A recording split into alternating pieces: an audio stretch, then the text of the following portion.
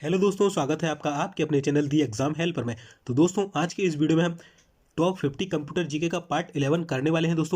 दोस्तों हमारी ये 1000 क्वेश्चन की सीरीज है जिसके तहत हम पार्ट 11 करने जा रहे हैं। दोस्तों हमने दोपहर में ही इसका 10 नंबर का पार्ट अपलोड कर दिया था। अगर आपने वो नहीं देखा है, उसमें बहुत सारी इंटरेस्टिंग चीज़ें दोस्तों मैंने बताई हैं। अगर आपने नहीं देखा है, विद वीडियो वाइज आपको बताया बहुत ज़्यादा शानदार तरीके से फोटो दिखाकर। अगर आपने वो वीडियो नहीं देखा है तो जाइए, आपको चैनल पर मिल जाएगा एनवीएस की प्लेलिस्ट में। साथ ही साथ दोस्तों यहाँ पर हमने सुबह डीएनएस किया था और इनपुट आउटपुट डिवाइस किए थे। अब हमने सर्च इंजन और वेब ब्राउजर इसमें ऐड कर दिए। दोस्तों अगर आप एनवीएस की किसी भी पोस्ट के लिए तैयारी कर रहे हैं तो आपके लिए वीडियो हेल्पफुल रहने वाली है, अगर आपके सिलेबस में कंप्यूटर पोर्शन है तो। दोस्तों देखिए, इससे पहले मैं टोटल 10 पार्ट अपलोड कर चुका हूँ। यहाँ पर डीएनएस दिख रहा होगा, यहाँ पर वायरस, एंटीवायरस, तो देखिए सभी में अलग अलग चीज़ें मैंने बताई हैं। ठीक है, तो जाइए चैनल पर मिल जाएगी। और साथ ही साथ दोस्तों अभी थोड़ी देर पहले मैंने आपके कमेंट के जवाब का 9 नंबर का वीडियो डाला था। अगर आपने वो भी नहीं देखा है तो वो भी आपको चैनल पर मिल जाएगा। देखिए दोस्तों, ये हमारी एनवीएस की प्लेलिस्ट है। जो भी मैं वीडियो अपलोड करता हूँ वो आपको इसी के अंदर देखने को मिलने वाली है। दोस्तों देखिए, कंप्यूटर के इतने सारे पार्ट मैं अपलोड कर चुका हूँ, जाइए देखिए। और साथ ही साथ कंप्यूटर का एक जो मेगा वीडियो होता है वो मैंने 300 कंप्यूटर जी के एक ही वीडियो में बना दी है, जो कि आपके एनवीएस के लिए रामबाण साबित होने वाला है। नेक्स्ट वीडियो भी मैं एक और 300 क्वेश्चन का लेके आने वाला हूँ जल्दी, तो उसके लिए आप चैनल को सब्सक्राइब कर लीजिए। दोस्तों देखिए, ये हमारा टेलीग्राम का चैनल है, यहाँ पर मैं पीडीएफ डालता हूँ, तो आप इसको ज्वाइन कर लीजिए। ये हमारा यूट्यूब चैनल है, सब्सक्राइब किया सब्सक्राइब कर लिए। और ये हमारा इंस्टा आईडी है, अगर यहाँ पर फॉलो नहीं किया है पर्सनली तो फॉलो कर लिए। दोस्तों वीडियो को लाइक और शेयर जरूर कर देना। इसके अलावा देखिए और भी ढेर सारी, जैसे जीके के प्रीवियस ईयर, कंप्यूटर के previous syllabus, previous year cut off किया था, सारे ही बहुत सारा डिटेल में बता चुका हूँ, बहुत सारी वीडियो बना चुका हूँ। तो जाइए एनवीएस की प्लेलिस्ट में मिल जाएगी चैनल पर। दोस्तों चलिए अब हम आपका जो है कंप्यूटर का पार्ट 11 कर लेते हैं।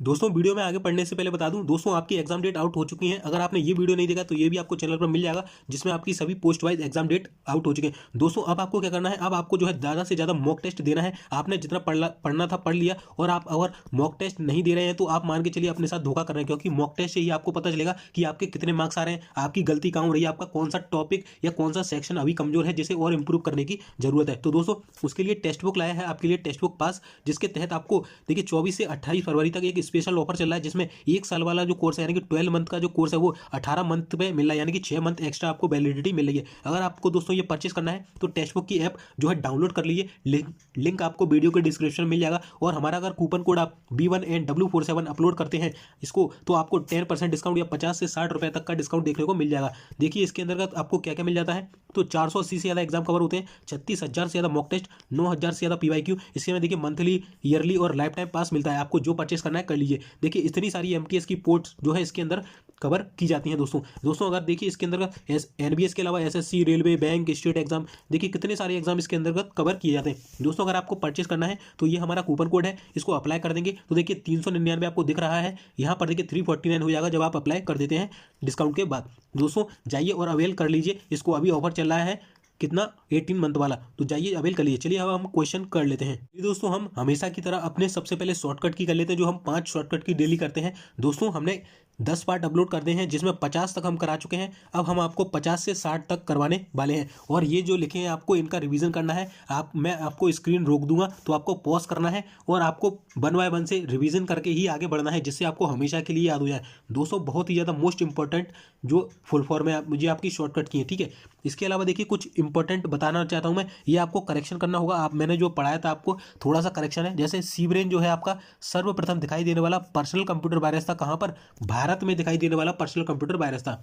वहीं हैप्पी बर्थडे जोशी भारत में खोजा जाने वाला सर्वप्रथम वायरस था, ठीक है। तो 2 अंतर है, आप इसको करेक्ट कर लीजिए। और जब मैं आपको पीडीएफ दूंगा इसकी तो मैं करेक्ट करके दूंगा, पूरी थ्योरी की पीडीएफ अलग से दूंगा मैं, ठीक है, जो भी मैं अब तक आपको पढ़ा चुका हूँ, ठीक है। चलिए, और देखिए पेगासस मैंने आपको बताया था एक प्रकार का वायरस है। दोस्तों वायरस तो है बट कैसा, मालवेयर वायरस है, ध्यान रखना। अगर आपसे पूछे कि पेगासस क्या है, आपके ऑप्शन में वो वायरस और मालवेयर, तो आपको मालवेयर टिक करना है। कैसा है, एक बुरा सॉफ्टवेयर है, ठीक है। तो आपको 2-3 करेक्शन ये करने हैं। चलिए अब हम कर लेते हैं 50 से 60 तक। चलिए दोस्तों, तो 50वें नंबर की हमारी जो की है काफ़ी ज़्यादा इंपॉर्टेंट है। दोस्तों हम 45 से चलिए रिवीजन कर लेते हैं, 45 से करेंगे और 55 तक हम जाने वाले हैं, ठीक है। कंट्रोल प्लस शिफ्ट प्लस से क्या होता है, यानी कि कंट्रोल प्लस शिफ्ट और उसके साथ प्लस का बटन अगर आप दबाते हैं तो सुपर स्क्रिप्ट होती है, जैसे कि ये लिखा है तो ये 10 की पावर 6 क्या है, सुपर स्क्रिप्ट, ठीक है। और कंट्रोल प्लस अगर आप दबाते हैं तो इसे सब स्क्रिप्ट होती है, यानी कि ये नीचे लिख जाता है, ठीक है, इस तरीके से। चलिए अगला है दोस्तों अल्ट प्लस इक्वल टू अगर दबाते हैं तो किससे क्या होता है, इक्वेशन बॉक्स आपका खुल जाता है अगर आपको कोई इक्वेशन डालनी है, ठीक है, उसमें। चलिए इसके बाद alt plus control plus F दबाते हैं तो इससे क्या होता है, तो इससे दोस्तों फुटनोट आपका लग जाता है, ठीक है। इसके अलावा शिफ्ट प्लस F7 बहुत ज़्यादा इंपॉर्टेंट है दोस्तों, बहुत ज़्यादा।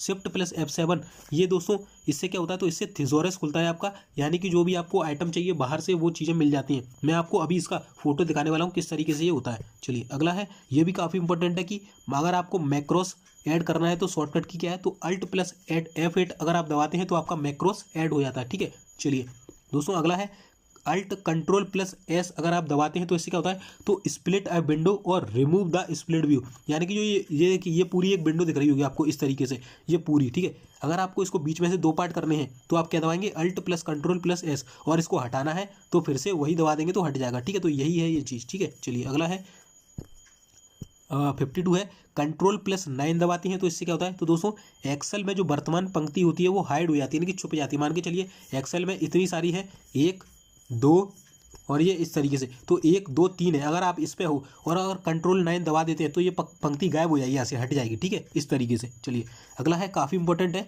कि कंट्रोल अल्ट और डिलीट, आप अगर इन तीनों की को दबाते हो तो इससे क्या होता है, तो कंप्यूटर को लॉक करने के लिए एक मेन्यू ओपन हो जाता है अगर आप कंट्रोल अल्ट प्लस डिलीट दबाते हैं तो, ठीक है। चलिए अगला है शिफ्ट प्लस F11 से क्या होता है दोस्तों, तो शिफ्ट प्लस F11 से आपका न्यू वर्कशीट ऐड होती है एक्सेल में। जो आपका एक्सेल होता है जिस तरीके का, इसमें अगर एक न्यू शीट ऐड करना है आपको डायरेक्ट, तो आप शिफ्ट प्लस F11 दबा सकते हैं। चलिए अगला है दोस्तों कंट्रोल प्लस A से क्या होता है, तो सेलेक्ट ऑल होता है कंट्रोल प्लस A से। चलिए अगला है दोस्तों हमारी फुल फॉर्म्स, तो फुल फॉर्म आपको पढ़ लेना है, इसको स्क्रीन को रोकिए और इनको रिवाइज कीजिए। मैं 45 से 55 तक कराने वाला हूँ। चलिए दोस्तों 45 से 55 तक हम कर लेते हैं, ठीक है। 45वें नंबर का क्या है, DCL यानी कि डाटा कंट्रोल या कमांड लैंग्वेज। चलिए अगला है TCL यानी कि ट्रांजैक्शन कंट्रोल लैंग्वेज। अगला है दोस्तों JPG क्या होता है, इमेज का एक फॉर्मेट होता है, तो JPG का फुल फॉर्म होता है जॉइंट फोटोग्राफिक ग्रुप। इसके अलावा PNG काफ़ी पूछा जाता है दोस्तों, तो पोर्टेबल नेटवर्क ग्राफिक्स हो जाएगा आपका PNG का, ठीक है। UDP का क्या होता है, तो यूज़र डाटाग्राम प्रोटोकॉल जो है UDP का फुल फॉर्म होता है। वहीं JPG भी काफ़ी पूछा जाता है, तो JPG का फुल फॉर्म होता है जॉइंट फोटोग्राफिक एक्सपर्ट ग्रुप। चलिए GIF का फुल फॉर्म क्या होता है, तो इसका होता है ग्राफिक्स इंटरचेंज फॉर्मेट, जो है GIF का फुल फॉर्म होता है, जो आप व्हाट्सएप पर भेजते हो ना GIF, उस तरीके के ग्राफिक्स इंटरचेंज फॉर्मेट। चलिए अगला है AVI क्या होता है, तो AVI का फुल फॉर्म होता है audio video interleave, audio video interleave, ठीक है। इसके अलावा है MKV यानी कि मतरोस्का मल्टीमीडिया कंटेनर फॉर्मेट, MKV का फुल फॉर्म होता है। चलिए MPEG काफ़ी पूछा जाता है दोस्तों, मूविंग पिक्चर्स एक्सपर्ट ग्रुप, ठीक है। JPEG का जॉइंट पिक्चर एक्सपर्ट ग्रुप और MPEG का मूविंग पिक्चर एक्सपर्ट ग्रुप, ठीक है। चलिए अगला है PSTN का फुल फॉर्म क्या होता है दोस्तों, तो पब्लिक स्विच्ड टेलीफोन नेटवर्क आपका PSTN का फुल फॉर्म होता है। दोस्तों मैं आपको ये फुल फॉर्म तो करा ही रहा हूँ, इसके अलावा जब मैं आपको क्वेश्चन कराता हूँ तो उसमें भी 2 से 3 फुल फॉर्म मैं आपको करा देता हूँ, तो काफ़ी ज़्यादा आपके फुल फॉर्म ये हो जाते हैं। चलिए अब हमने आपके लिए नया ऐड किया है, इससे पहले हमने एंटीवायरस, वायरस, डोमेन नेम और इसके अलावा इनपुट आउटपुट डिवाइस देख लिए थे। अब हम पढ़ने वाले हैं सर्च इंजन, ठीक है। सर्च इंजन क्या होते हैं, तो दोस्तों गूगल आपको मालूम है, गूगल क्या है, एक सर्च इंजन है। अगर आपको कोई भी फाइल सर्च करनी है, कोई भी इमेज सर्च करनी है तो आप उस पर सर्च करते हैं, ठीक है। तो यही होते हैं सर्च इंजन। जैसे कि देखिए सर्च इंजन क्या है, सर्च इंजन एक वेब बेस्ड टूल होता है अथवा सॉफ्टवेयर होता है जो इंटरनेट यूज़र को, जैसे हमें है इंटरनेट यूज़र, तो हमको वर्ल्ड वाइड वेब पर यानी WWW पर इंफॉर्मेशन सर्च करने में क्या करता है, मदद करता है। कुछ सर्च इंजन निम्न है, जो दोस्तों जितने भी प्रकार के सर्च इंजन होते हैं सभी मैं यहाँ पर लेकर आ चुका हूँ। जैसे कि पहला है गूगल, सबको मालूम है।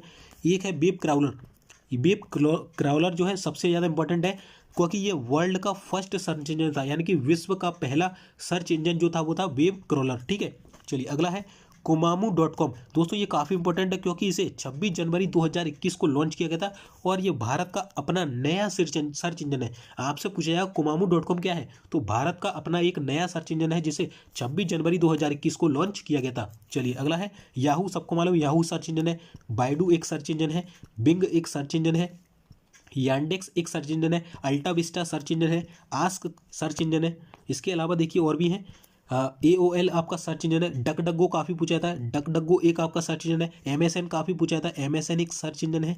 Direct hit search engine, Rediff search engine. इसके अलावा इंडियन जो वेबसाइट्स है वो भी आपका एक सर्च इंजन है। और एक है 123india.com, ये भी एक सर्च इंजन है। इसके अलावा guruji.com क्या है, तो ये इंडिया का पहला सर्च इंजन जो था वो था guruji.com, तो ये भी आपके लिए इंपॉर्टेंट है। इसके अलावा 123 खोज जो भी, ये भी क्या है, एक सर्च इंजन है 123 खोज, ये भी शायद इंडिया का है। ठीक है, चलिए दोस्तों अगला है विल्सर, विल्सर भी एक सर्च इंजन है। इसके अलावा जो जस्ट डायल है वो भी आपका क्या है, एक प्रकार का सर्च इंजन है। ठीक है, तो दोस्तों अगर आपको इसमें से कोई भी चीज़ समझ में नहीं आती है तो एक बार आप उसे गूगल जरूर करिएगा, जिससे आपको उसका इमेज दिखता है और आपको अच्छे से आप खुद पढ़ते हैं तो समझ में आ जाता है। चलिए अब हम नेक्स्ट पढ़ लेते हैं वेब ब्राउजर्स।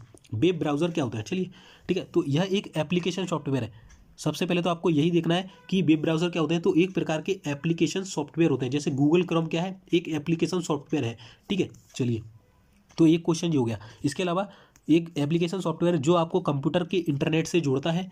इंटरनेट पर www का प्रयोग इसी के माध्यम से किया जाता है। अगर आप www का प्रयोग करते हैं तो वो वेब ब्राउजर के माध्यम से करते हैं। यह www पर स्थित हाइपर टेक्स्ट डॉक्यूमेंट यानी कि HTML जो होता है ना, उसकी बात की रही है। हाइपर टेक्स्ट डॉक्यूमेंट को उपयोगकर्ता के लिए उपलब्ध कराता है। वेब ब्राउज़र सॉफ्टवेयर HTTP पर कार्य करता है। किस पर कार्य करता है, तो आपसे पूछा जाता है कि जो वेब ब्राउज़र किस पर कार्य करते हैं, HTTP पर। ठीक है, वेब ब्राउज़र का प्रयोग कर वर्ल्ड वाइड वेब पर वेब को देखना ब्राउजिंग या सर्फिंग कहलाता है। या मान के चलिए आप गूगल क्रोम का यूज़ करके कोई पेज देख रहे हैं, कोई वेब पेज देख रहे हैं, तो उस चीज़ को क्या कहते हैं, उस चीज़ को ब्राउजिंग कर रहे हैं आप, या आप सर्फिंग कर रहे हैं। ठीक है, चलिए देखिए यहाँ पर कुछ वेब ब्राउज़र मैंने लिख दिए हैं जो कि निम्न है। जैसे कि एक हो गया आपका गूगल क्रोम, माइक्रोसॉफ्ट का इंटरनेट एक्सप्लोरर, ठीक है, माइक्रोसॉफ्ट का Edge, Netscape, Navigator, Mozilla Firefox, Mosaic. Mosaic क्या था, ये फर्स्ट ग्राफिकल ब्राउज़र था। ठीक है, तो मोजाइक कैसा था, ये फर्स्ट ग्राफिकल वेब ब्राउज़र था। ठीक है, चलिए अगला है ओपेरा वेब ब्राउज़र। एप्पल का सफारी, आपसे पूछा था कि सफारी जो ब्राउज़र है ये किस कंपनी का, तो एप्पल का है। ठीक है, इस तरीके से रखना है।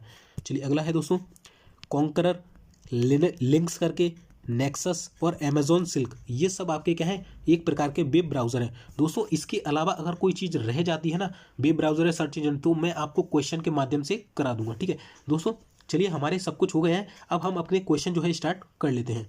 दोस्तों क्वेश्चन स्टार्ट करने से पहले आपको चीज़ बता दूं, आज हमारा पार्ट 11 हो गया है, कल आपको पार्ट 12 देखने को इसका मिल जाएगा। और दोस्तों आप लोग वीडियो को शेयर नहीं करते हैं और लाइक नहीं करते हैं, जिससे हमें मोटिवेशन नहीं मिलता है। दोस्तों वीडियो को लाइक कीजिए, शेयर कीजिए, जिससे हमें एक मोटिवेशन मिलता है, हम आपके लिए और बेहतर कंटेंट बनाएंगे। दोस्तों मान के चलिए बहुत ज़्यादा मेहनत लगती है आपके लिए इस तरीके का कंटेंट बनाना, वो भी सिलेक्टेड, क्योंकि कंप्यूटर बहुत बड़ा है, उसमें भी आपको सेलेक्टेड मतलब जो चीज़ें बार बार रिपीट होती हैं वो चीज़ें मैं बताता हूँ। ठीक है, तो उसके लिए एक लाइक और सब्सक्राइब जरूर कर देना दोस्तों। ठीक है, चलिए हम पहला अपना क्वेश्चन स्टार्ट कर लेते हैं, कल आपको इसका 12वां पार्ट मिल जाएगा। चलिए पहला क्वेश्चन है दोस्तों, वर्कबुक जो है ये किसका कलेक्शन होती है, तो दोस्तों आपकी जो वर्कबुक है ये वर्कशीट का कलेक्शन होती है। और ये कहाँ पर आपको मिलती है, तो आपको एक्सेल पर मिलती है। एक्सेल जो होता है आपका क्या होता है, तो एक्सेल जो है आपका एक स्प्रेडशीट सॉफ्टवेयर है। क्या है, स्प्रेडशीट सॉफ्टवेयर है एक्सेल, और इसमें वर्कबुक होती है। और वर्कबुक क्या होती है, वर्कशीट का कलेक्शन। आप देखिए आपकी कोई भी बुक होती है, तो बुक क्या होती है, आपकी एक बुक होती है, उसमें पन्ने होते हैं, पेज को क्या बोलते हैं, शीट बोलते हैं। ठीक है, तो आपको इससे पता चलेगा कि आपको कंडीशन दे दी थी, बताइए इनमें से कौन सा सही है। तो वर्कशीट से मिलकर क्या बनती है, वर्कबुक। आप ऐसे याद रखना, कोई भी बुक जो बनती है उसमें क्या होता है, पेज यानी कि शीट है ना। तो वर्क आपकी जो बुक बनती है, वर्कबुक किससे बनती है, वर्कशीट से। ठीक है, चलिए और दोस्तों आपको जो है आपका जो एक्सेल होता है ना, एक्सेल जो आपका सॉफ्टवेयर है, इसमें आपको बाय डिफ़ॉल्ट कितनी वर्कशीट मिलती हैं, तो आपको बाय डिफ़ॉल्ट इसमें 3 वर्कशीट दी जाती हैं। ठीक है, और अगर आपको किसी वर्कशीट का नाम रखना है तो आप कितना बड़ा रख सकते हैं, तो 31 लेटर का आप नाम लिख सकते हैं, 31 अक्षर का नाम आप लिख सकते हैं मैक्सिमम। ठीक है, चलिए और दोस्तों अगर आपको जो है एक्सेल में कोई भी फॉर्मूला इंसर्ट करना है तो उसकी शॉर्टकट की क्या होती है दोस्तों, तो उसकी जो शॉर्टकट की होती है वो होती है शिफ्ट प्लस F3। क्या होती है, शिफ्ट प्लस, अगर आप F3 दबाते हैं तो उसकी शॉर्टकट की होती है फॉर्मूले की। इसके अलावा दोस्तों आपको अगर एक्सेल का एक्सटेंशन नहीं मालूम है तो इसका होता है XLS। लास्ट ईयर आपको पावर पॉइंट का पूछा गया था, इस बार हो सकता है आपका एक्सेल का पूछ ले। चलिए अगला दोस्तों प्रश्न है हमारा, वो है पोस्ट का पूर्ण रूप क्या होता है, तो पावर ऑन सेल्फ टेस्ट जो है आपका पोस्ट का पूर्ण रूप होता है। दोस्तों देखिए आपको एक ही क्वेश्चन में मैंने लगा मान के चलिए इस क्वेश्चन में 10 से 12 क्वेश्चन करा दिया आपको। ठीक है, तो आपको ध्यान से सुनना है और एक एक चीज़ को नोट करते जाना है। चलिए अगला है दोस्तों, बिजनेस डाटा को, जो आपका बिजनेस काम कर, अब आप कोई कार्य कर रहे हैं, आपका कोई डाटा है, आपको उसे रोज़ और कॉलमों में व्यवस्थित करना है, तो उसके लिए क्या प्रयोग किया जाने वाला फॉर्म, एक प्रकार का फॉर्म होता है, उसे क्या कहते हैं, तो उसे बोलते हैं स्प्रेडशीट। अभी मैंने बताया स्प्रेडशीट क्या होती है, तो आपका जो है एक्सेल में होती है, एक्सेल में। ठीक है। स्प्रेडशीट क्या होती है, एक्सेल में होती है, जिसे ही हम वर्कशीट बोलते हैं। ठीक है, चलिए अगला है दोस्तों, इंटरनेट का सबसे पहले प्रयोग कहाँ हुआ था? तो इंटरनेट का जो सबसे पहले प्रयोग हुआ था ये अमेरिका के रक्षा अनुसंधान में हुआ था। ठीक है, यानी कि जो डिफेंस रिसर्च सेंटर है अमेरिका का, वहाँ पर हुआ था इंटरनेट का सबसे पहले प्रयोग। चलिए अगला है, इंटरनेट पर वेबसाइट बनाने वाली भारत की पहली पार्टी कौन सी है? तो वो है बीजेपी, यानी कि भारतीय जनता पार्टी। चलिए अगला है दोस्तों, पर्सनल कंप्यूटर का आविष्कार कब हुआ था? तो यानी कि पीसी का, तो मैंने आपको कल इससे पहले वाले पार्ट में क्वेश्चन कराया था कि आईबीएम पीसी का आविष्कार किसने किया था? विलियम सी लायथ ने। कब किया था? 1981 में। ठीक है, तो 12 अगस्त 1981 को पहला पर्सनल कंप्यूटर बना था, जिसे आईबीएम के द्वारा बनाया गया था, आईबीएम के द्वारा। ठीक है, चलिए अगला क्वेश्चन है दोस्तों, फाइल क्या होता है? तो दोस्तों फाइल क्या होती है? रिकॉर्ड्स का संग्रह होती है। दोस्तों मान के चलिए आपने कोई भी एक फाइल बनाई, आपके डॉक्यूमेंट की फाइल है, तो डॉक्यूमेंट में क्या आपके रिकॉर्ड्स रखे ना, 10वीं के रिकॉर्ड, 12वीं के रिकॉर्ड्स। ठीक है, तो इस तरीके से आपको देखना है। तो फाइल क्या होती है दोस्तों? रिकॉर्ड्स का एक संग्रह होती है। ठीक है, चलिए अगला है, लोटस 123 क्या है? लोटस 123 क्या है? तो एक प्रकार का कंप्यूटर सॉफ्टवेयर है। कैसा? स्प्रेडशीट टाइप का, जैसे आपका एक्सेल होता है ना, एक्सेल में स्प्रेडशीट होती है, उसी टाइप का एक कंप्यूटर सॉफ्टवेयर होता है लोटस 123। ठीक है, चलिए इंपॉर्टेंट है। अगला है दोस्तों, रिकॉर्ड्स क्या होते हैं? देखिए हमने देखा फाइल्स क्या होती हैं, तो रिकॉर्ड्स का संग्रह, और रिकॉर्ड्स क्या होते हैं? आंकड़ों का संग्रह। रिकॉर्ड्स के देखिए फाइल में क्या रखते हैं आप? 10th की 12th की मार्कशीट, और जो आपकी 10th की 12th की मार्कशीट थी उसमें क्या होते हैं? आंकड़े होते हैं। जैसे कि 10वीं में आपको 90% मिली, 12वीं में आपको 95%, तो क्या आंकड़े हैं। ठीक है, तो रिकॉर्ड्स क्या होते हैं? आंकड़ों का संग्रह। चलिए अगला दोस्तों प्रश्न है, पहली बार इंटरनेट पर राज्य की टेलीफोन डायरेक्टरी उपलब्ध कराने वाला भारतीय राज्य कौन सा है? तो वो है सिक्किम, जिसने पहली बार इंटरनेट पर राज्य की जो टेलीफोन डायरेक्टरी है वो उपलब्ध कराई थी। चलिए अगला प्रश्न है, भारत में खोजा गया प्रथम कंप्यूटर वायरस कौन सा था? तो अभी मैंने ऊपर पढ़ाया था, जो सीबरेन था, ये भारत में खोजा जाने वाला प्रथम कंप्यूटर वायरस था। चलिए अगला है, सबसे बड़ा ऑडियो फाइल फॉर्मेट क्या होता है? तो आपने सुना होगा MP3 में गाने डाउनलोड करते हैं, तो ये क्या होता है? सबसे बड़ा ऑडियो फाइल फॉर्मेट होता है। चलिए अगला क्वेश्चन है दोस्तों, एनिमेशन क्या होता है? तो दोस्तों एनिमेशन क्या होता है? तो कोई भी आपका ऑब्जेक्ट है, मान के चलिए ये कोई ऑब्जेक्ट है, ये कोई बंदा है, इस तरीके से कैरेक्टर है, जैसे कार्टून देखते हैं, तो कार्टून क्या होता है? एक स्थिर इमेज होती है, यानी कि कोई मूवमेंट नहीं करता। तो एनिमेशन अगर आप इसमें डालते हैं तो हिलने लगता है ना, हिलने लगता है, तो उसको ये हम बोलते हैं कि ऑब्जेक्ट का अपरेंट मूवमेंट है ना, तो इसे ही बोलते हैं एनिमेशन। और हमारा जो एनिमेशन सॉफ्टवेयर है वो कौन सा है? तो हमारा जो पावर पॉइंट है वो एक प्रकार का एनिमेशन सॉफ्टवेयर है। ठीक है, चलिए अगला है दोस्तों, किस भाषा का प्रयोग करते हुए पहले के जो कंप्यूटर थे वो प्रोग्राम किए गए थे? यानी कि जो पहले समय में कंप्यूटर बनाए गए थे उनको किस तरीके से प्रोग्राम किया गया था, किस भाषा का यूज़ किया गया था उनमें? तो उनमें हम जो है शुरुआत में मशीनी लैंग्वेज का प्रयोग किया गया था। और दोस्तों जो आपकी मशीन लैंग्वेज होती है किस सिद्धांत पर कार्य करती है? तो ये बाइनरी नंबर पर कार्य करती है। और बाइनरी में कौन कौन से डिजिट होते हैं? 0 और 1, 0 माने ऑफ, 1 माने ऑन। ठीक है, चलिए अगला है, 1964 में किसने बेसिक कंप्यूटर भाषा का विकास किया था? यानी कि बेसिक जो कंप्यूटर भाषा थी इसका विकास हुआ था 1964 में। किसने किया था? जॉन जी कैमी ने। और दोस्तों बेसिक का फुल फॉर्म क्या होता है?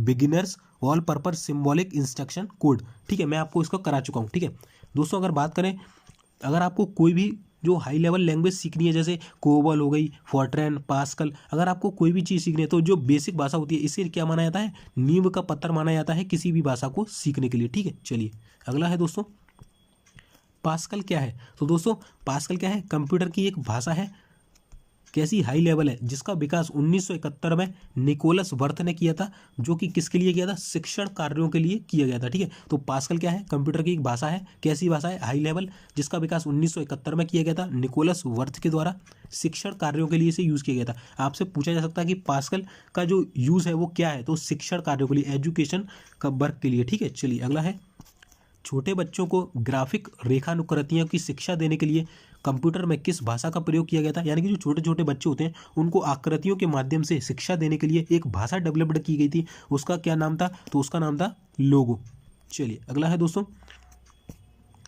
अंग्रेजी भाषा के समान उच्च स्तरीय कंप्यूटर भाषा कौन सी है? यानी कि अंग्रेजी जैसी हमारी भाषा दिखती है ना, जैसे अंग्रेजी जो भाषा ये लिखा हुआ है अंग्रेजी में, तो इसी तरीके से एक भाषा होती है, वो कौन सी होती है अंग्रेजी की? तो वो होती है कोबल। कोबल जो है ये अंग्रेजी के समान उच्च स्तरीय भाषा है। चलिए, किस भाषा में सर्वाधिक उपयुक्त डॉक्यूमेंटेशन संभव है? तो वो है कोबोल। कोबोल में इसलिए संभव है क्योंकि ये इंग्लिश के समान दिखती है, इसलिए जो सर्वाधिक डॉक्यूमेंट बनाए जाते हैं वो कोबोल भाषा में बनाए जाते हैं। और कोबोल का यूज़ कहाँ होता है? व्यावसायिक कार्यों में, बिजनेस वर्क में, ठीक है। और कोबोल का फुल फॉर्म क्या होता है?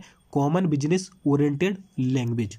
चलिए, और ये किस पीढ़ी में यूज़ हुई थी? सेकंड पीढ़ी में, ठीक है। तो कितने सारे क्वेश्चन मैंने आपको बता दिए। चलिए, अगला क्वेश्चन है दोस्तों, भाषा जिसे कंप्यूटर बिना ट्रांसलेशन प्रोग्राम के समझता है उसे क्या कहते हैं? यानी कि ऐसी भाषा जिसे कंप्यूटर कोई भी उसमें छेड़खानी नहीं करे, डायरेक्ट समझ ले, उसे क्या कहते हैं? तो उसे बोलते हैं मशीनी भाषा। तो एक मशीन ही मशीन की भाषा को समझेगी ना, ठीक है। चलिए, अगला है, कंप्यूटर भाषा जावा के आविष्कारक कौन सी कंपनी है? देखिए, अगर आपसे पूछे इसके फाउंडर कौन है व्यक्तिगत रूप से, तो वो थे जेम्स गॉसलिंग। आपसे पूछे कि कंपनी कौन सी है, तो वो है सन माइक्रो सिस्टम।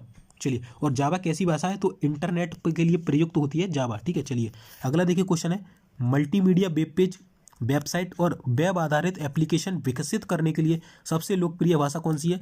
तो हमने बताया था अभी जावा जो है इंटरनेट की भाषा है। चलिए, अगला प्रश्न है दोस्तों, गलती एक एल्गोरिदम है जिससे गलत परिणाम निकलते हैं, इसे क्या कहते हैं? तो इसे कहते हैं लॉजिकल एरर, ठीक है। तो इसे क्या कहते हैं? Logical error. चलिए, अगला प्रश्न है, मशीन लैंग्वेज किस कोड का प्रयोग करती है? तो अभी मैंने बताया था बाइनरी कोड का, यानी कि न्यूमेरिक कोड का यूज करती है, जो आपकी बाइनरी लैंग्वेज होती है, ठीक है। चलिए, अगला है,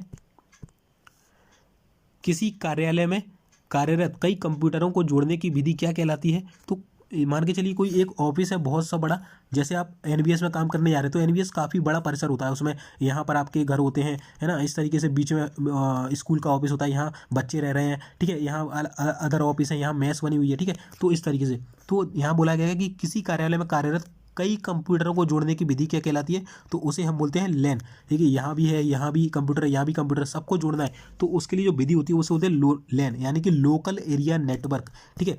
लोकल एरिया नेटवर्क के माध्यम से आप घर में, ऑफिस में, है ना, एक किसी छोटे से क्षेत्र में आप जो है नेटवर्क जोड़ सकते हैं, ठीक है। इसके अलावा जो आपका होता है मेन से होता है मेट्रोपॉलिटन एरिया नेटवर्क, यानी कि किसी एक छोटे से शहर में, जैसे दिल्ली हो गया, ठीक है, इस तरीके से। इसके अलावा वैन क्या होता है? वैन, तो ये होता है वाइड एरिया नेटवर्क, यानी कि एक देश से दूसरे देश में, ठीक है, इस तरीके से। चलिए, अगला है दोस्तों, ग्रुप वेयर क्या होता है? तो एक प्रकार का कम्युनिकेशन टूल है, यानी कि जिसे हम कम्युनिकेट कर सकते हैं, आपस में वार्तालाप कर सकते हैं, कुछ भेज सकते हैं, उसे हम बोलते हैं ग्रुप वेयर, ठीक है। चलिए, अगला है दोस्तों, देखिए मैंने आपको डोमेन नेम पढ़ाए थे, तो उसका ही एक क्वेश्चन बन के आता है। क्या है वो क्वेश्चन? काफ़ी इंपॉर्टेंट है कि नॉन प्रॉफिटेबल जो संस्थान है, यानी कि जिनको फायदा नहीं होता है, जो बिना लाभ के जो संस्थान है, उनके लिए एक डोमेन प्रयुक्त होता है, तो उसे क्या बोलते हैं? तो उसे बोलते हैं .org, यानी कि ऑर्गेनाइजेशन, ठीक है, नॉन प्रॉफिटेबल ऑर्गेनाइजेशन, ठीक है। तो इस तरीके से आपको देखना कि क्वेश्चन किस तरीके से बनते हैं, ठीक है। चलिए, अगला प्रश्न है दोस्तों, आईआरसी का पूर्ण रूप क्या होता है? तो दोस्तों आईआरसी का पूर्ण रूप काफ़ी इंपॉर्टेंट है, इंटरनेट रिले चैट जो है आईआरसी का पूर्ण रूप होता है। चलिए, अगला प्रश्न है दोस्तों कि डेडिकेटेड कंप्यूटर का मतलब क्या होता है? यानी कि एक निर्धारित, डेडिकेटेड यानी निर्धारित, तो ऐसा कंप्यूटर कि जिसमें ऑपरेटिंग सिस्टम नहीं होता वो होता है, या फिर एक ही व्यक्ति के द्वारा प्रयोग किया जाता है, या फिर एक और केवल एक कार्य दिया जाता है, और या फिर उपरोक्त सभी। तो क्या होता है इसमें से? तो देखिए दोस्तों, डेडिकेटेड क्या होता है? मतलब एक ही कार्य के लिए किसी चीज़ को निर्धारित कर देना, दैट इज डेडिकेटेड। तो एक और एक, केवल एक कार्य दिया जाता है डेडिकेटेड कंप्यूटर को, यानी कि मान के चलिए ये 2 कंप्यूटर हैं, तो ये वाला जो कंप्यूटर है इसको निर्धारित कर दिया है कि भैया आप इस कंप्यूटर पर क्या करोगे? सिर्फ और सिर्फ गणितीय कार्य करोगे, यानी कि गणने का कार्य करोगे, और इस पर आप गणना भी कर सकते हो, मतलब पिक्चर वगैरह सब कुछ कर सकते हो, इस पर सिर्फ गणना करोगे, ठीक है। तो इसको एक ही कार्य दिया गया, क्या? गणना वाला, तो केवल और केवल एक कार्य दिया जाता है। दोस्तों देखिए, इस तरीके का क्वेश्चन है ना, आपके लास्ट ईयर के एग्जाम में 3 से 4 क्वेश्चन पूछे गए थे। चलिए मैं आपको वो करा ही देता हूँ, ठीक है, लगे हाथों, जिससे आपको पता चलेगा कि क्वेश्चन किस तरीके से पूछे गए थे। देखिए दोस्तों, ये मैंने जब आपके एनबीएस के कंप्यूटर नॉलेज के प्रीवियस ईयर के 2019 के पेपर कराए थे, उसका ही मैंने यहाँ पर पार्ट ले लिया। अगर आपने वो वीडियो नहीं देखा है तो चैनल पर एनबीएस की प्लेलिस्ट में मिल जाएगा दोस्तों।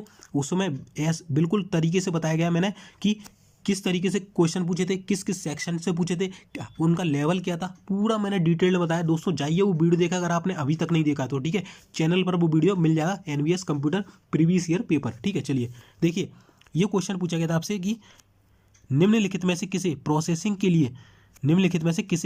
लिए सिस्टम को जॉब देने और जॉब के पूरा होने के समय के बीच के अंतराल के रूप में परिभाषित किया जाता है। यानी कि आपने सिस्टम को कोई कार्य दिया और उसने वो कार्य कंप्लीट कर लिया, तो उसके बीच जो समय लगा उसे क्या बोलते हैं, तो उसे बोलते हैं लगने वाला समय या टर्न अराउंड समय। ठीक है, तो इस तरीके से देखिए क्वेश्चन आपसे पूछे गए थे 4 से 5। चलिए अगला है दोस्तों, देखिए अगला क्वेश्चन पूछा गया था कि निम्नलिखित में से किसे कौन सी विशेषता जो है कंप्यूटर की अध्यवसाय यानी कि डिलीजेंस विशेषता को दर्शाती है। दोस्तों देखिए वैसे आपको पता नहीं चलेगा, बट आप देखेंगे ना डिलीजेंस, अध्यवसाय तो बहुत ज़्यादा हिंदी हो गई। डिलीजेंस का अर्थ होता है कि मेहनती।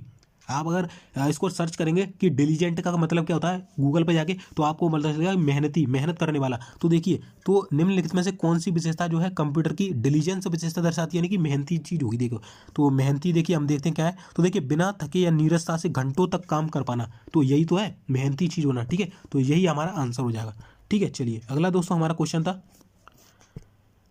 निम्नलिखित में से कौन सी विशेषता कंप्यूटर की बहुमुखी विशेषता को दर्शाती है, यानी कि मल्टीटास्किंग, मल्टी प्रोग्रामिंग, यानी कि बहुत सारे कार्य करना। ठीक है, तो बहुमुखी क्या होता है, बहुत सारे कार्य करना। तो देखिए हम देखते हैं कौन सा ऑप्शन है, बिना थके, बिना थके तो कौन सा था, डिलीजेंसी वाला। ठीक है, बड़ी मात्रा में डेटा संग्रहित, नहीं नहीं ये भी नहीं होगा। काम में सटीकता, ये भी नहीं होगा, ये तो एफिशिएंसी हो जाएगी। ठीक है, इसके अलावा एक साथ बहुत सारे काम कर पाने की क्षमता, हाँ यही है। देखो बहुमुखी विशेषता यानी कि बहुत सारे कार्य करना। ठीक है, चलिए तो देखिए दोस्तों इस तरीके से आपके क्वेश्चन पूछे गए थे लास्ट ईयर 4 से 5।